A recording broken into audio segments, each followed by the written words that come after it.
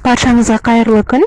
Бүгін сіздермен бірге дәл осындай жұмсақ рогаликин рецептісімен бөлісемін. Видеоны соңына дейін көріп, каналға жазылуды ұмытпаңыздар. Ең алдымен ашыған қамырымызды екі бөлікке бөліп аламыз. Ашыған қамырдың рецептісі менің каналымда бар. Сол кезде мен айтып кеткен болатым. Бұл әмбебап қамыр. Бұдан тек қана самса немесе шелпек бауырсақ қана емес, пиццада емес, барлығын дайындай берсеңіздер болады. Енді бүгін сол қамырдан рогалики дайындаймыз. Ең алдымен қамырымызды дөңгелек етіп буқтаумен жайып аламыз.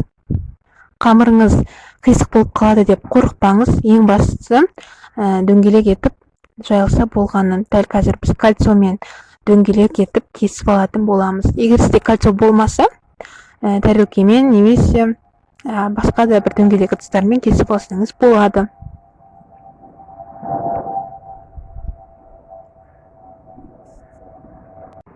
Міне, енді кальциямен кесіп алдық. Қалған бөліктерін алып тастаймыз, қалдық бөліктерін. Енді өзіміздің дөңгелек етіліп жайылған қамырымыздан пицца секілді кесіп шығамыз.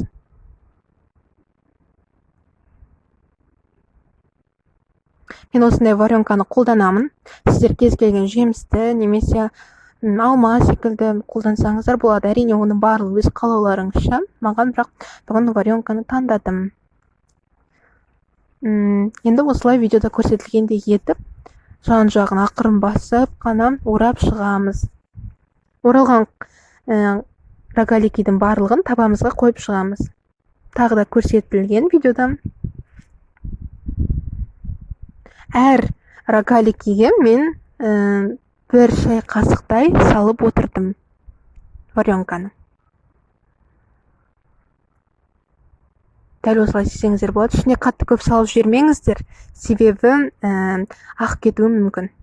Енді барлық рогаликилеріміздің бетіне жұмыртқаны жағып шығамыз. Жұмыртқаны сарысына сүт қостым.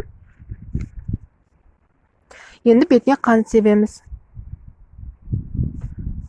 Шамамен пеште 180 градуста 35-40 минуттай піседі. Қарап отырыңыздар, күйіп кетпесін. Міне менде пісті. Өте дәмді, өте керемет болып шыққан. Мұнда видеода көрсетілгендей өте жұмсақ, дәмді, варенкамен мүлдем күшті болып шығады. Сіздерге жасауға кеңес беремін.